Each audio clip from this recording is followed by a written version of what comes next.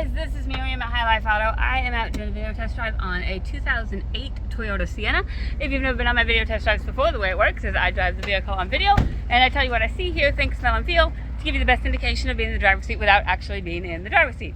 I'm not a mechanic and this is not meant to be a 182-point inspection. Rather, it's meant to be a sneak peek into how the vehicle drives and any potential issues I notice as we're going along. So, we'll take a look around the vehicle, we'll take a look under the hood, and then we'll go for a drive. So, I've already been down to get gas in this vehicle.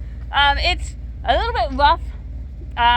It needs a little bit of love, but it's a Toyota, which kind of negates a lot of that. So we'll see what we got. All right, here we go.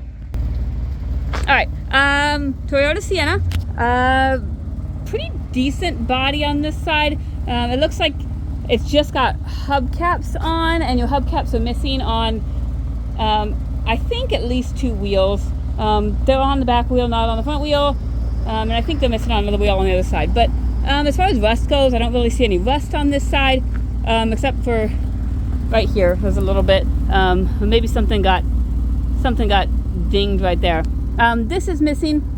And I'm going to be honest, I was going to order one on Amazon, and then I realized that door doesn't open. So I'm not going to order one on Amazon, at least not right now, at least not until I can get that door open. So for right now, that door does not open. And I don't know why. I have looked at it for a grand total of about 60 seconds. I've kind of thrown my weight into it, and that's about it. So if I get a chance, I'll do some more digging. In all reality, I have a list about as long as Santa's list, and that's kind of going to go to the bottom. So, but the other door works just fine. So we're going to go back to the 90s when we had 3-door minivans. And then, you know, if you want to kind of dig into that, then that's kind of your prerogative.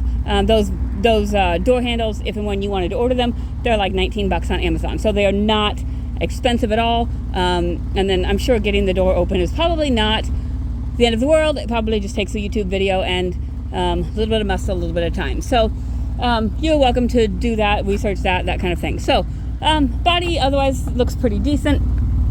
Tires are pretty good. They're probably at least 60%.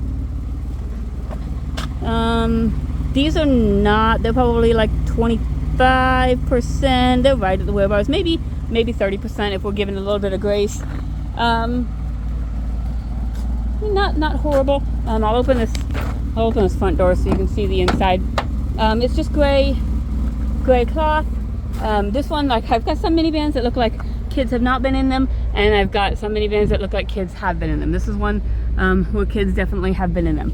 There's some staining on the seats, some staining on the floors, but it has been cleaned. It just, you know, there have been kids in it, so it's a little bit stained. If you wanted, you know, to put some elbow grease in it, you could probably get some of those stains out. You know, probably still needs some detailing and stuff like that. It is not the end of the world. This door thing is a little bit loose. I think they had it screwed. Maybe it just came undone. Little things, honestly, that I think would take a little bit of time. If you put a couple hours into it, a lot of people are scared of putting a little bit of elbow grease into something because they're, I don't know. I really don't know. But a lot of this stuff, if you just put a little bit into it, you can really get something really, really good and really pretty with just a little bit, and you multiply your investment so much more when you can do the stuff yourself rather than waiting for someone else to do it. Like, for example, this back hatch right here. It's these latches right here. They are probably $15 on Amazon. They take literally 5 minutes to replace. I replaced them on my friend's Envoy, and if you do it, it'll take you $15 and 5 minutes. If I do it, it's probably going to raise the cost of the car $50 because I have to do it. But you know, it saves you money, it saves you time, and it gets you something, gets you a little bit of pride, I guess, in your vehicle too. I saw this in the back too. There's a brand new, I think that is a brake rotor back there. So I don't know if they replaced some rotors. Maybe they bought 2 of them and they only needed 1. But there's a brand new rotor back there for if and when you need it. So that's kind of cool. I don't know which side it's for. I just saw that back there. So this side, again, pretty decent looking. I mean, you've got a little bit of stuff that I think will kind of come out. Like, I don't know. I think that's just like a sticky something or other. Like I said, it is not perfect. But it's a van, and it seems to be running and driving. There's a little ding right there. I don't know. They knocked it or hit something, or I don't know for sure. On this side, you've got a little crack in the bumper, probably where you went over one of those stupid parking lot things. I've done that before. I actually went all the way over one of them. I had my front tires over it. I was like, oh crap, that was not good.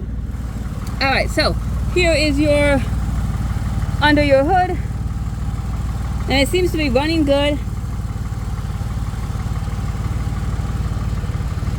I can clean up that battery a little bit. Once I get back, I'll go through and top up fluids and air up tires and all of that. But it seems to be running good. Seems to be doing what it's supposed to be doing. I mean, after all, it is a Toyota. Toyotas tend to go forever. They really do. And I know this one has, it looks a little bit rougher, and so it needs a little bit more love from the get-go. But I think that given that love, that it would last quite a bit longer. So, okay, first of all, I'm going to tell you the heat works, and then I'm going to turn it off, because it is toasty. Okay, and then we'll turn the air conditioning on, and I'm going to attempt to see if that works. Okay, air conditioning. Let's see. I don't know if I have all the right buttons on for the air conditioning or not, but we'll see. Okay, radio. The buttons seem to work, but I don't get any volume out. So I don't know. I don't know if the speakers aren't hooked up. I don't know if a fuse is blown for speakers. I don't know if it's just the radio, and maybe a CD would work or something. Sometimes that is the case on like Dodges and stuff. Sometimes the CD will work and the radio won't. I don't know, but for right now, I know that there's no volume. So take that as you will. I mean, if you want, you can, I don't know, do whatever.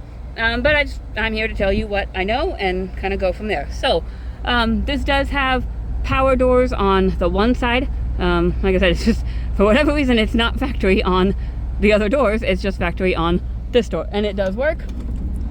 So you've got the power door. So we will shut that and go back up here to the dash. We've got 224,000 miles. Low tire pressure light thing. That is probably accurate. I will put in the description whether or not that stays on after I go through it and air up all the tires and stuff. The check engine light, ABS light, traction control light, VSC light, maintenance required light, and brake light. Okay, now I know that's a lot. I know that's a lot of lights, and I know that some people are like, "Oh my gosh, that's a lot of lights. That's scary." You are honestly probably looking at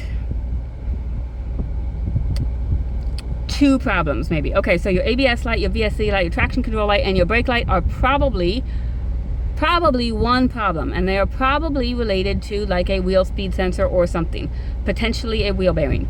9 times out of 10, that's what that is. And for some reason, manufacturers think that it's a good idea to set off every single light on the dash just to freak you out and make you think that your car is going to blow up. It's not. It's just they set off every light because it's 6 different systems that are affected. So I will get my other computer and get into that system and see if I can identify more what those are, but don't freak out so much about those lights, because it's probably not nearly as scary as that looks.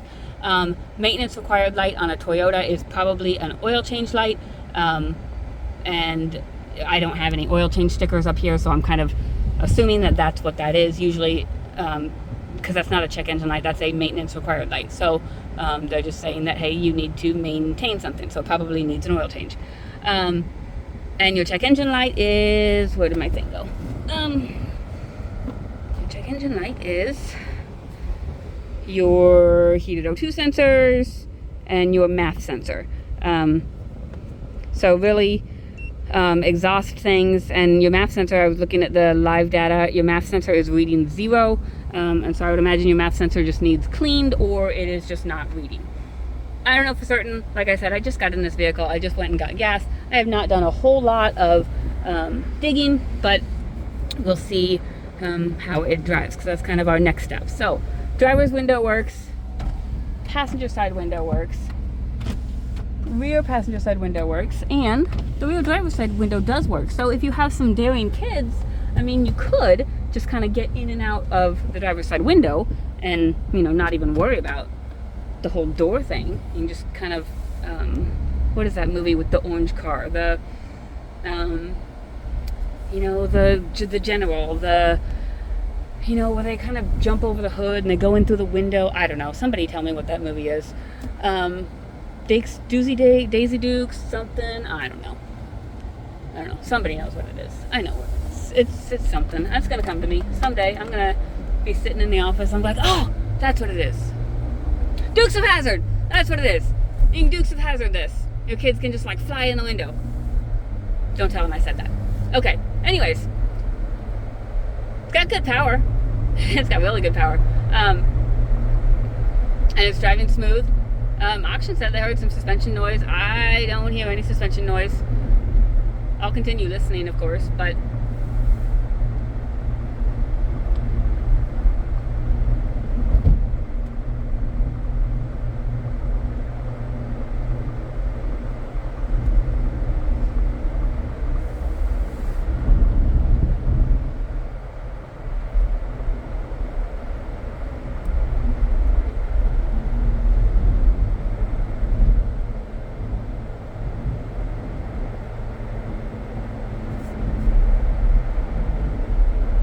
there's a little bit of wind noise just from this door. I don't know if you can see it. There's a little bit. I put the wind, the trim back up, but I think just that door, with whatever is going on with it not opening, I think it's just a little bit, maybe a little bit cracked or something. So there's a little bit of wind noise. It's not much, but it's just kind of a little bit there. Yeah, I don't hear any suspension noise, as the auction said. I don't hear really anything concerning. It's driving very well. Brakes are good and solid. No grinding, no vibration, no pulling. Nothing concerning. Left turn signal works. Right turn signal works. I'm going to flip it around and check our cruise.